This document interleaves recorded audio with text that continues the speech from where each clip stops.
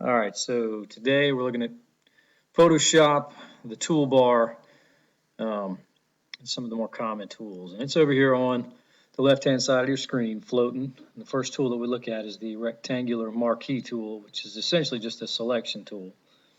And as you see, I can highlight any portion of that image and select it. Now, using the next tool is the move tool. Whatever is selected, I can then just click on it and drag it wherever I like.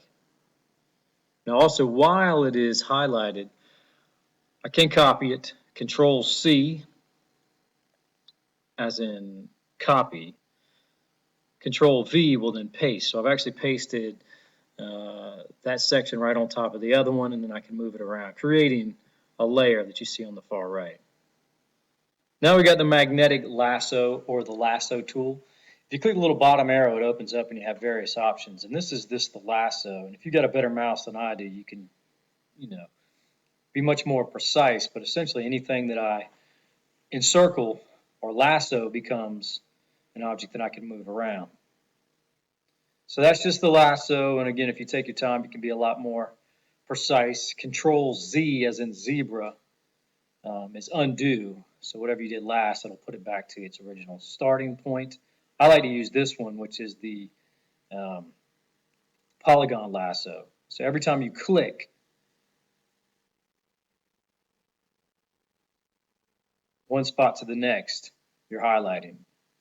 So you just finish that circle, and then once again, you have created an object that you can move around. Control Z puts it back, undoes. A lot of times you have to flip back and forth between these tools to get back to the beginning.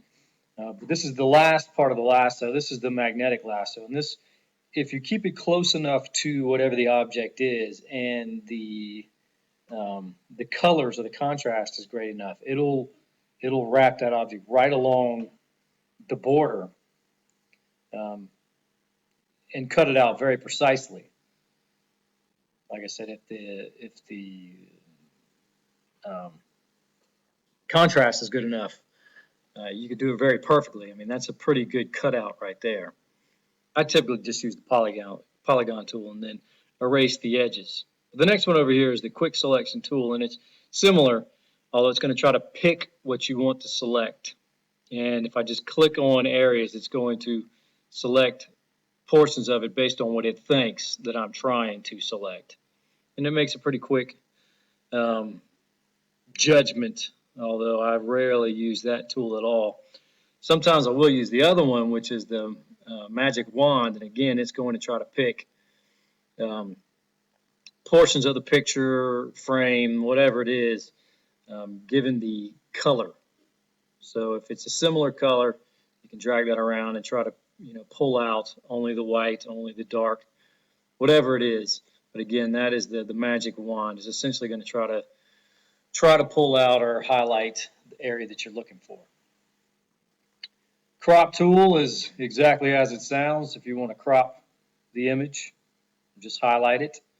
Now, when you move to the next tool, it'll ask you, is this what you want to crop? And you'll see it right here. And in this case, I don't want to crop it at all. But if you did, it would crop it right down to what you've selected.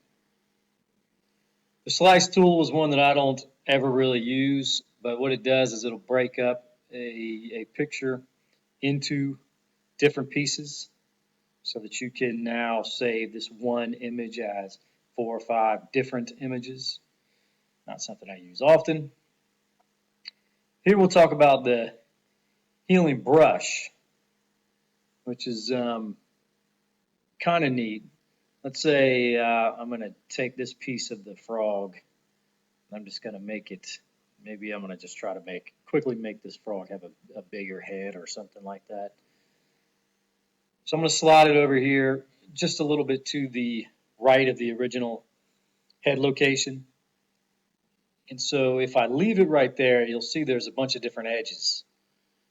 And clearly that does not look natural. Well, if I use this healing wand, as I drag it across the various areas, it's going to try to fill in that area with whatever the background is. So it's going to try to match up what I'm covering with the colors around it. So you'll see over time, I'm going to do this in a couple of different spots.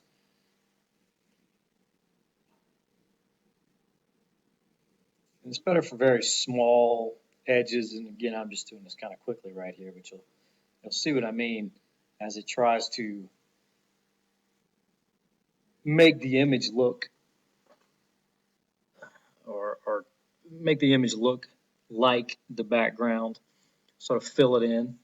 So I've kind of created a larger head on this frog. And again, I'm doing it relatively quickly, not working all that much. But you can see how it's becoming one image. And that's what you can use the healing brush for, is particularly when you're copying and pasting one image into another, getting rid of those hard edges. The brush tool is exactly as it sounds. It's a paintbrush, and you can just select your color and then brush it on top of your picture. Again, I'm doing this really quick with one of these mouse pads, so it's very difficult to be precise. But you see the idea. You can use the brush to, paint or fill in some colors. Like this one, for example, I'm just kind of spray painting. You have different brushes, different heads on the brush, different styles of brush. Again, we're undoing what we do. By the way, undo is Control Z. If you have multiple undos, it's just one time. It's Alt Control Z. Now here's the clone stamp, which is kind of cool. You've got to pick where you're going to clone, or the area that you're going to clone, by clicking down Alt. When you click Alt, you get this sort of bullseye. That's the area that I'm going to clone. If I go up here, you'll see where the crosshairs are. What I am drawing is exactly where those crosshairs are. So let's say I want to give this frog, 2 eyes. So I'm cloning this eye area. Now if I move, let's go over here. Yeah. Notice as my cursor is on the left. The crosshairs are what I'm cloning. So you can see I'm actually cloning the eye and giving this frog a second eye, or excuse me, a third eye.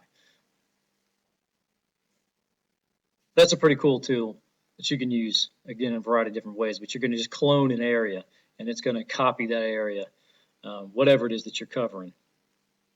History brush is like the other brush, although whatever area that you paint over will reveal the true color. So if there was something behind this, the original color, it would reveal that original color.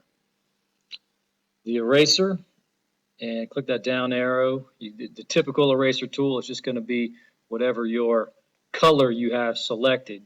If it's white, it's white. If it's black, green, whatever it is. The size of the brush. If I change it to yellow, for example, when I erase the area on the screen, it's yellow. Brush type is again up top in the left-hand corner.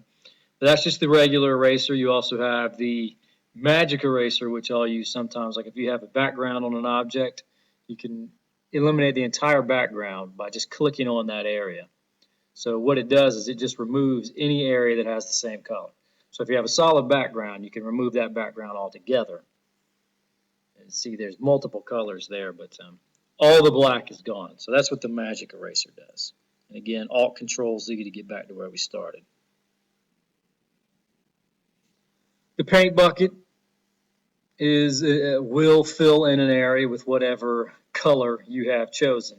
And again, it's all based on the relative color. So if the color that you're selecting is white and it's all white, it's going to highlight and cover that area entirely. But it does have to be the same color.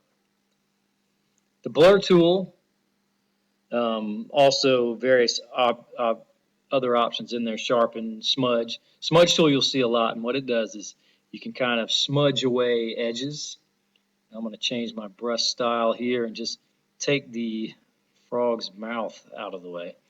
And you'll see this used a lot, like for example, removing wrinkles. Talk about somebody being photoshopped. That's a good way to get rid of those wrinkles using the smudge tool. The dodge tool also has a couple of different options there.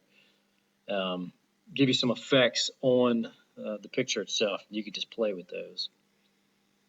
The pen tool, this is a difficult one to use initially, but you can create controlled arcs and curves using the pen tool.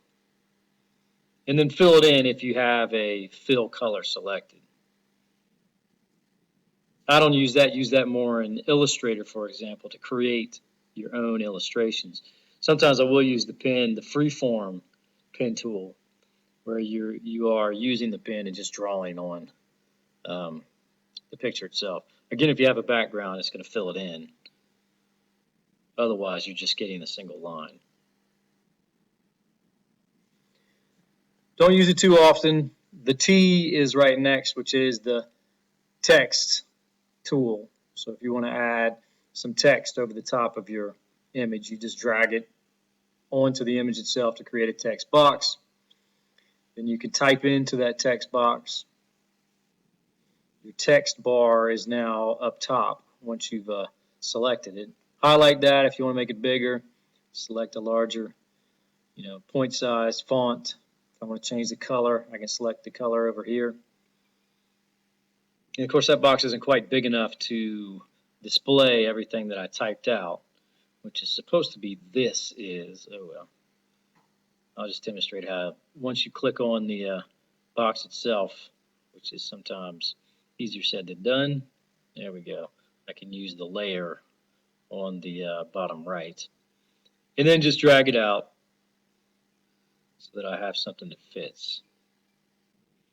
And again, depending on your mouse, that's easier, sometimes easier than others, especially when you're using this little mouse pad. I'll Control Z, and then if I want to get rid of a layer, this is your layer bar over here on the right, or your layer display. Delete layer. Do you want to delete it? Yes. And then I have this other text box I accidentally added, and I'll delete that layer as well.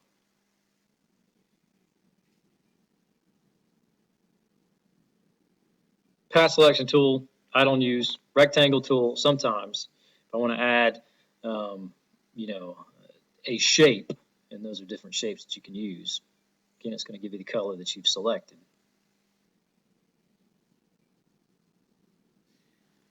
If you want to add notes, you can enter the notes. The eyedropper tool is kind of cool if you're looking for a specific color. You can pick that color that's already on the picture itself instead of trying to guess what color it is. Grab that color, and then you can paint with it. So I can make this frog more green, and the actual green that the frog is. So the paint dropper will just pick a color that already exists in the painting itself or in the image. And then the magnifying glass, I can magnify to get in real tight and do some real fine work. And that's the toolbar. Any questions? Of course, always let me know.